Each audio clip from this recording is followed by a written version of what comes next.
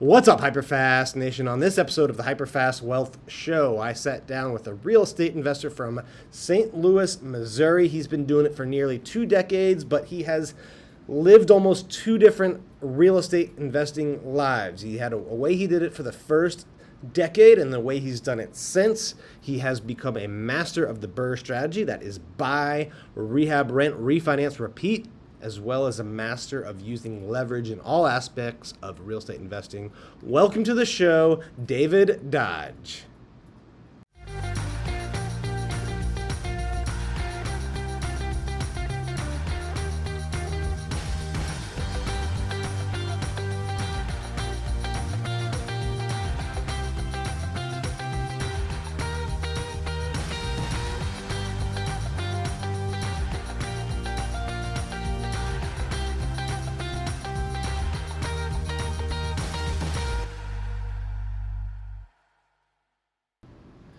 All right, welcome to the show today, David. How are you doing?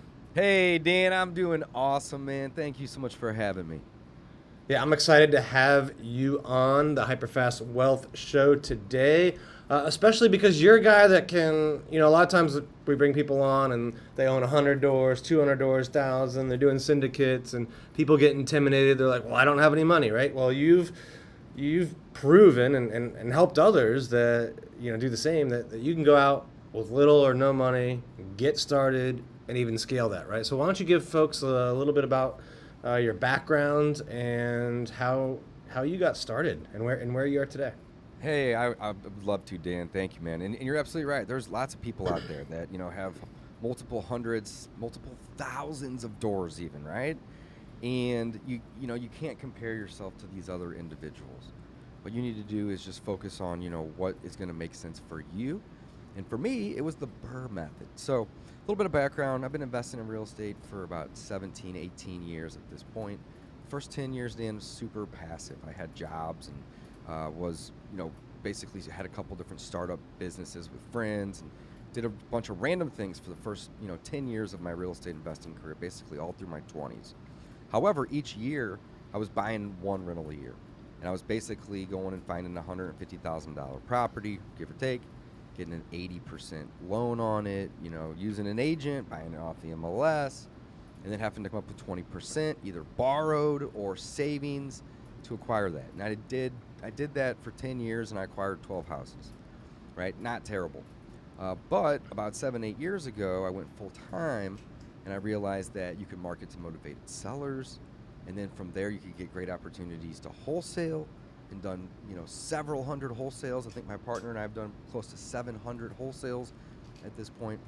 And we started buying rentals and we started fixing rentals up and getting them rented and selling them off turnkey. We do a little bit of fix and flip. But the BRRRR Method is the absolute best thing that I love to do. It's the best strategy. It's the best activity. Because what it essentially does is it allows you to acquire assets, single family homes. You can even do this with apartments. We have a 24-unit apartment that we're working on right now using the BRRRR Method. And it allows you to acquire the asset using very little of your money, and in often cases, none of your own money in the end, right? So we're borrowing. And you've money. done this, just so people know, you're in St. Louis market. Have you always been doing St. Louis, Missouri. There? Yep, I do it locally in my market and within about 100 miles, of course. I do some projects here and there. I've done it over 200 times. Wow. Yeah, I do it a lot. And again, some people will often ask, well, if you've done this 200 times, how come you don't have 200 rentals? Well, we sell them off turnkey as well, too. And we also do what's called portfolio rebalancing. We'll get rid of the dogs and we'll buy nicer ones in nicer areas and so on and so forth. So as of right now, we have about 90 doors. 60 of those are of single-family homes. And we were up to about 90 single-family homes. We sold a bunch off when the market gets great. And, again, we just love using this strategy. And what kind of cash flow do you average per door? On a 20-year, we're typically shooting for 300 to 350. On Okay. a 30-year, we can get it up over 500 and sometimes even 600, right? So it depends on the type of loan that you're using, of course.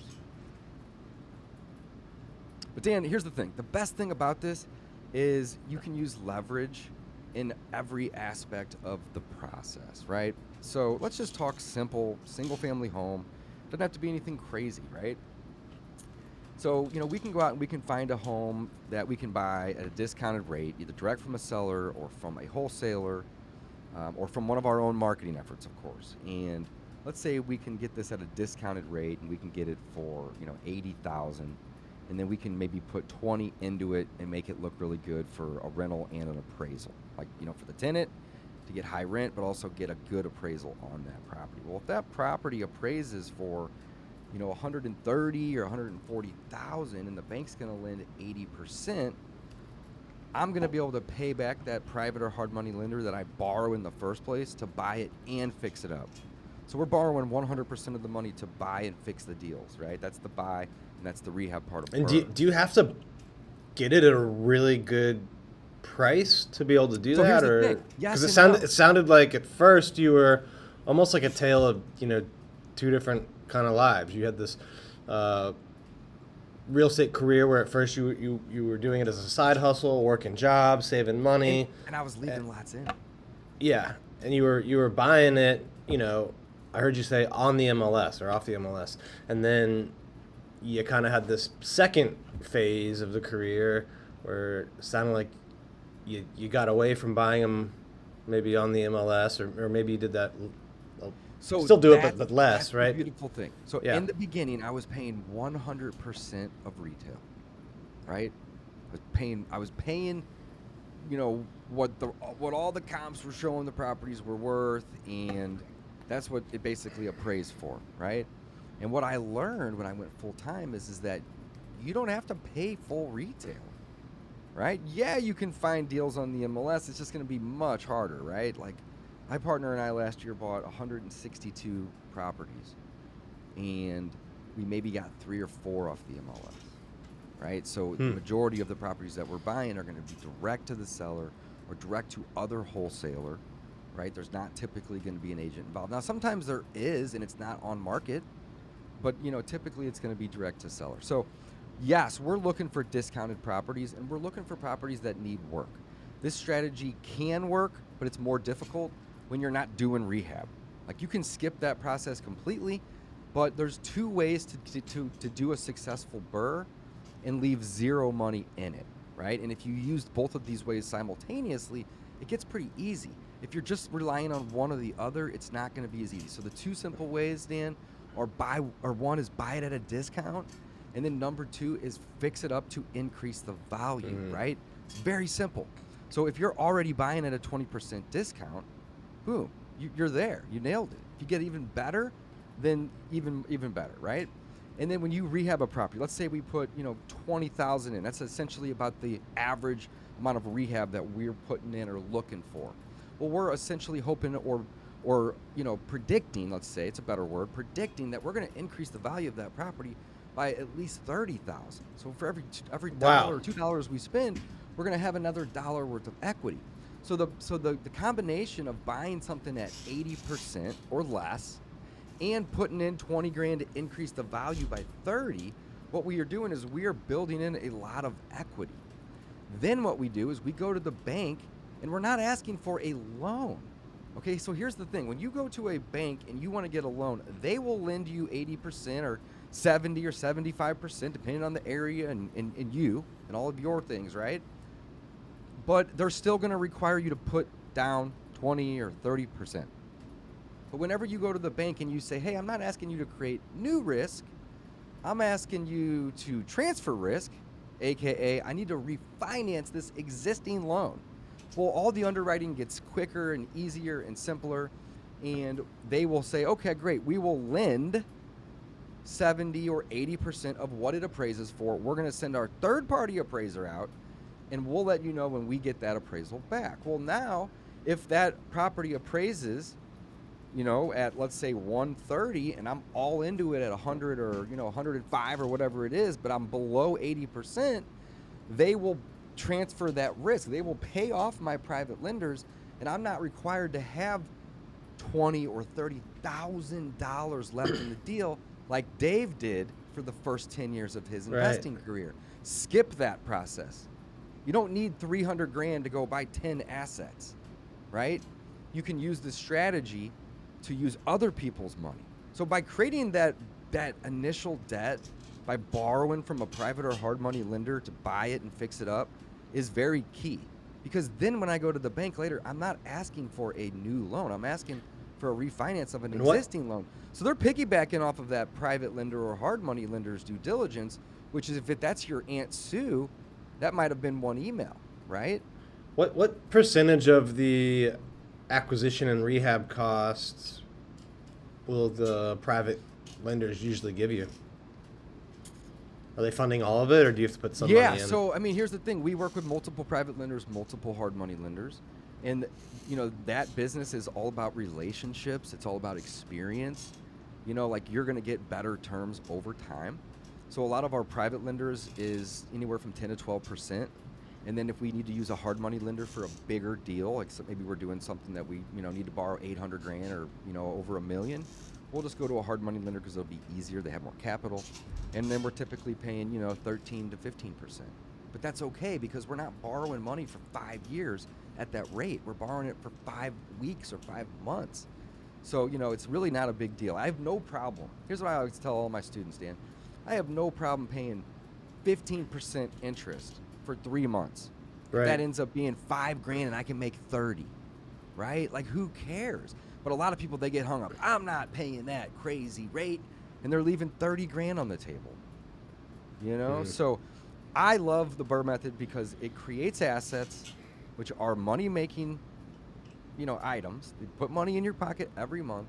We can do it with little to no money. So like I just explained, if we can be all in at, let's say, 80% or less, and that's what the bank's going to lend. And then that's all in, like purchase, rehab, closing costs, and the interest to the lender.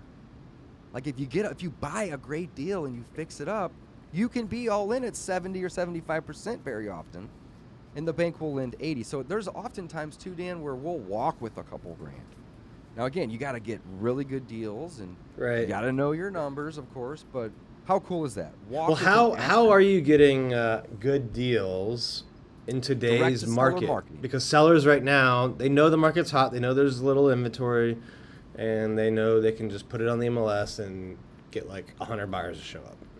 So how are you finding deals in the market today? One of the lowest inventory markets we've ever seen. Absolutely. So here's the thing. We're not afraid of going in and spending 25 or even 30, in some cases 40,000, you know, on a property that would make for a good rental. So in today's market, the best way for us to find deals or to find properties that are really in distress, right? They really need a lot of work.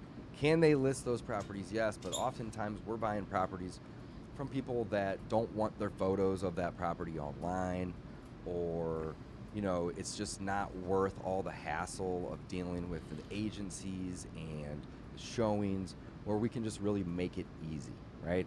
Also, because we're not necessarily wholesaling these properties, we can piggyback on all the other investors and wholesalers in our market. You know, if somebody does a bunch of marketing and they go get a deal at 70% and they mark it up and they make 10 grand off of me, but I get it at 80%, it's a win-win. Right. So, you know, you don't necessarily have to go corner your market on direct-to-seller marketing. Instead, maybe just meet the movers and the shakers. Go to the RIAs, find out who's doing a ton of wholesales and get on their list. By all means, do your own marketing. But, you know, I would say about a third of the deals that we're buying at this point are just coming from the efforts of other wholesalers. And I love paying them big assignment fees. As long as there's meat on the bone for me, it's a win-win. Love it. Another question on your process. A lot of times buyers or investors will wonder, like, where should I, you know, improve the house, right? Where should I spend dollars on the work? What's going to make sense? Because it is, you know, I heard you say you spend $20,000, value goes up 30 grand. There's probably some people that spend money on houses and, you know, the value goes up less than they spent. So how do you make sure, or how do you know that the dollars you're putting in are going to give you $1.5 coming out? Yeah, and they don't always. That's what we hope for, and that's what we expect for. But even if it's 1-to-1, that's okay if we bought it at a good discount. Right? It really depends on where you bought it at. You know, that's a really, really good point. Here's what we do. We don't like to have 7 HVACs go out on us at one time. So we like to do a lot of the CapEx in the beginning.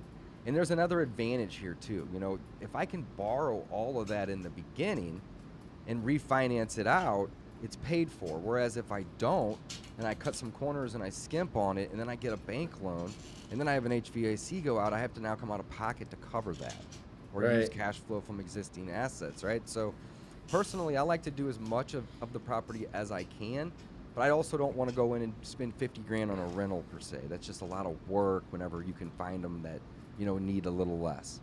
But to answer your question, the big items are the easiest ones because they are typically just a phone call away.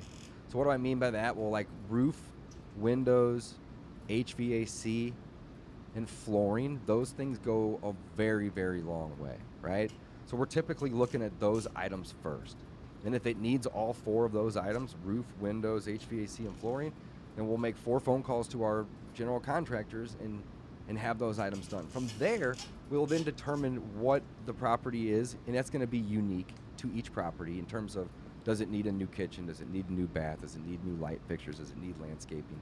But we always start with those 4 items. And another thing is in order for a bank to do a refinance with you and lend, Dan, on the appraisal, which is how you can do this with, you know, no money in the end, right? If you have that gap, that equity gap, and they're lending on the appraisal, you don't have to have that skin in the game. But a lot of banks that will lend on the appraisal, on the refi, they're going to want to see that you've done some updates to that property. Right. And some banks will have a minimum criteria, maybe 15 or 20 grand, right?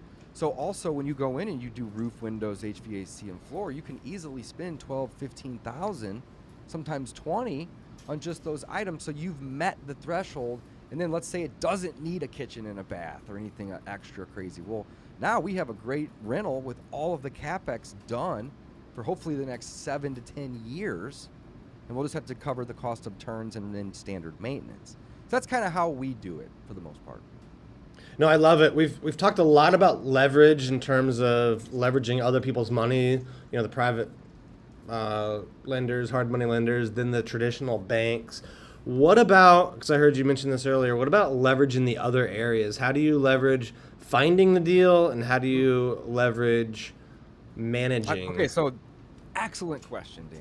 Excellent question. So I mentioned that we buy about 1/3 of our deals from wholesalers. So we're leveraging other people in our markets marketing to help find those deals. Love it. That's a great question. I leverage virtual assistants to do most of my marketing for me. Also my follow-up. So more leverage. Once we get the property under contract, we're leveraging the hard and private money lenders to buy it and give us even more money, right? Borrow even more to cover the cost of the rehab.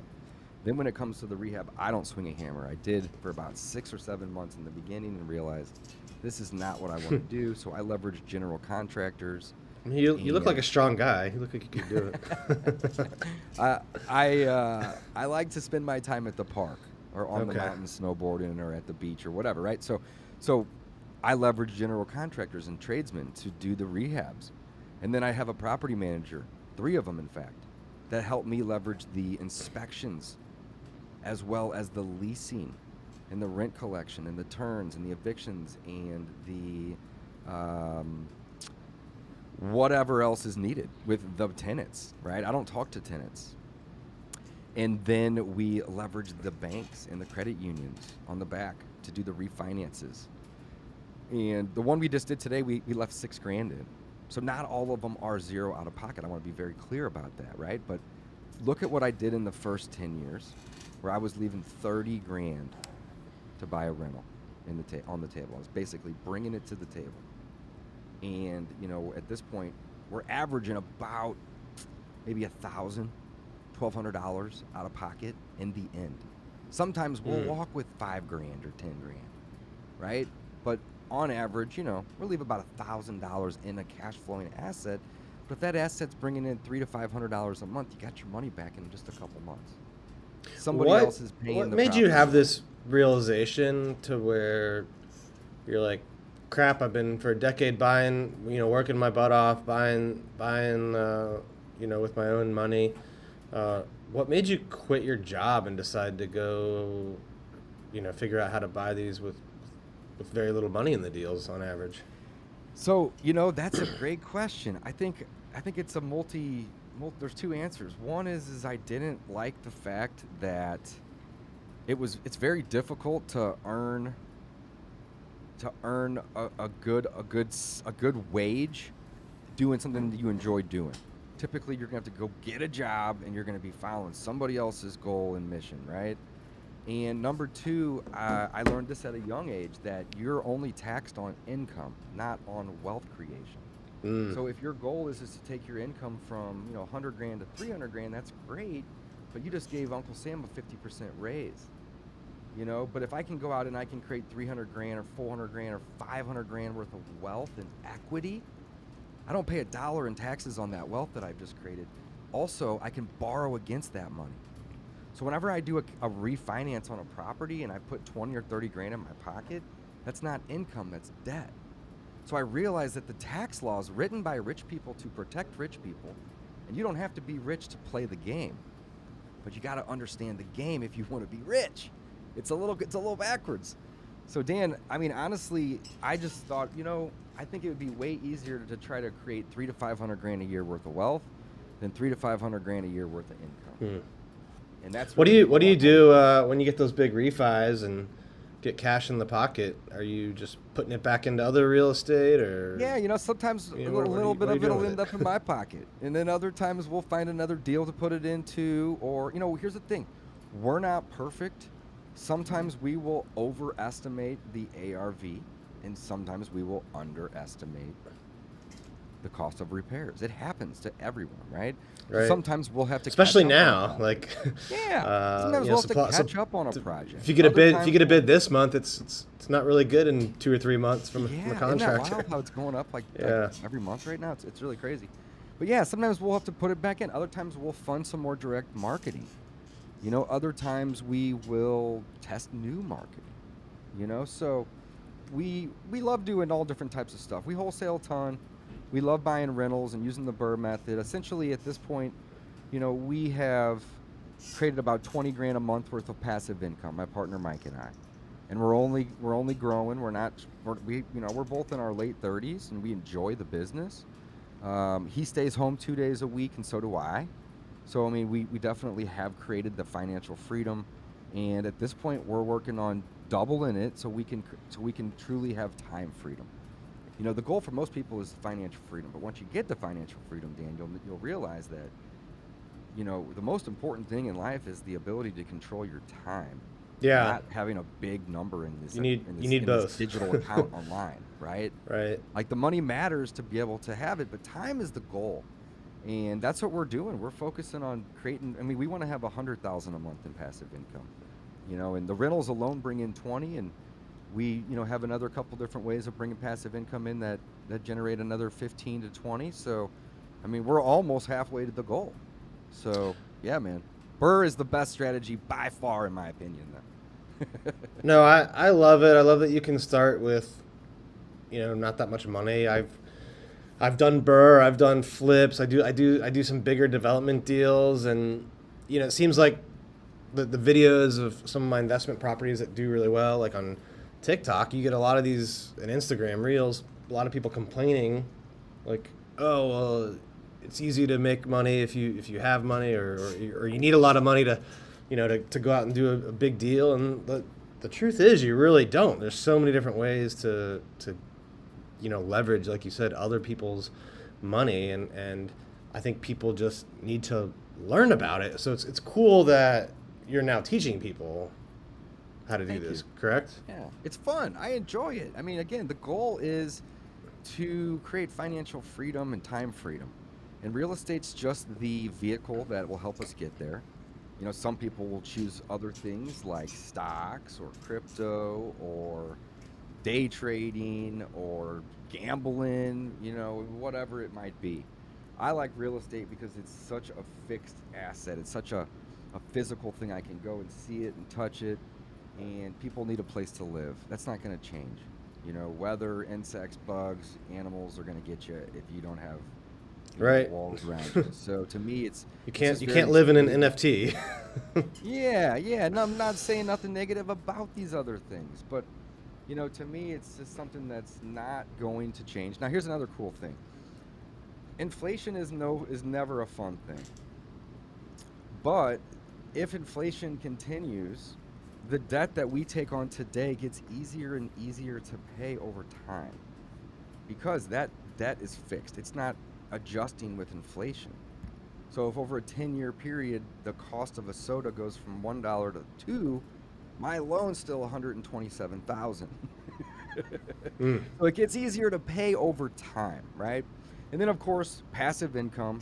Each of these properties spits off income. That income is taxed less than the earned income. Tell me how that's fair. It's not, because again, laws are written by rich people to protect rich people.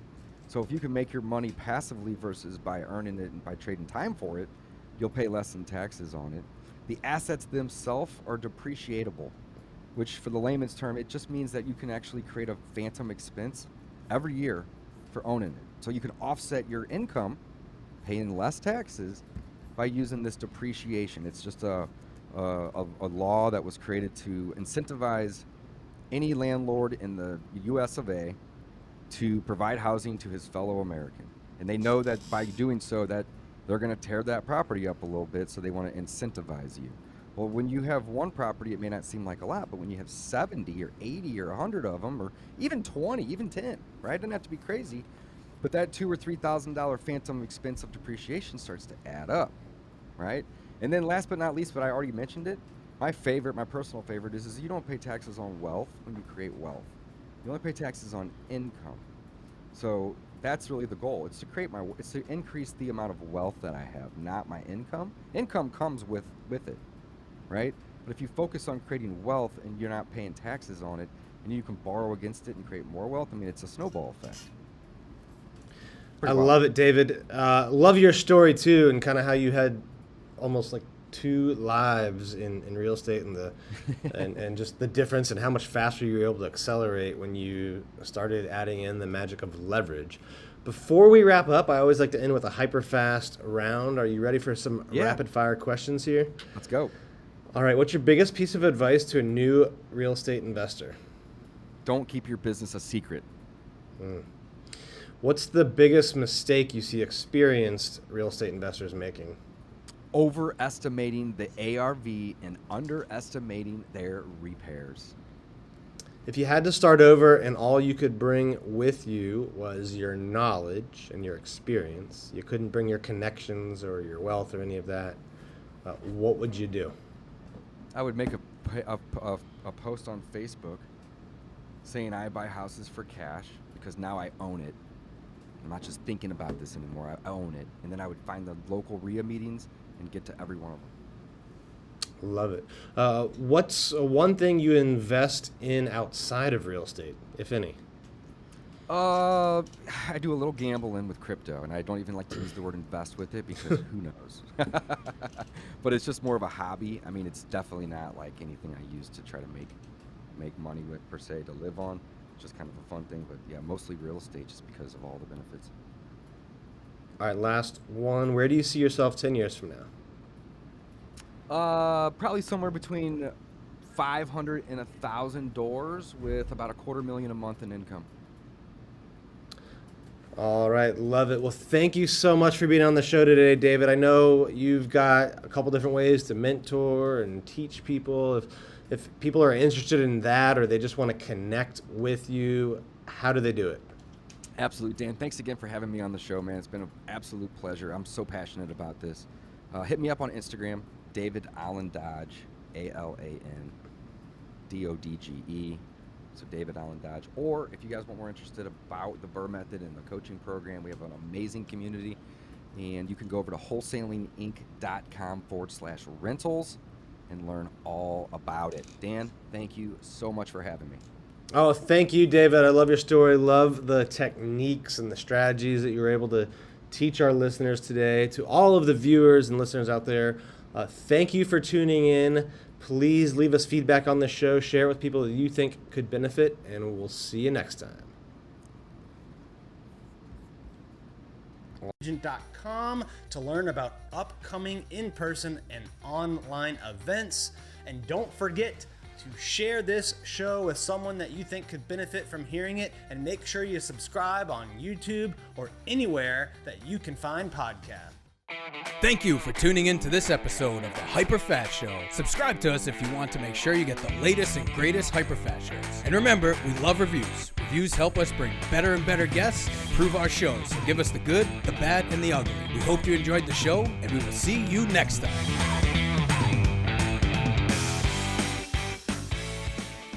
Hey guys, thanks for sticking around to the end. I hope you enjoyed that video, and if you want to see more, click right here. And if you want 100 real estate tips from my best-selling book, click right here to download them instantly. And if you're new to this channel, click below to subscribe and turn on post notifications so you don't miss out. And leave some comments about what you think on the videos.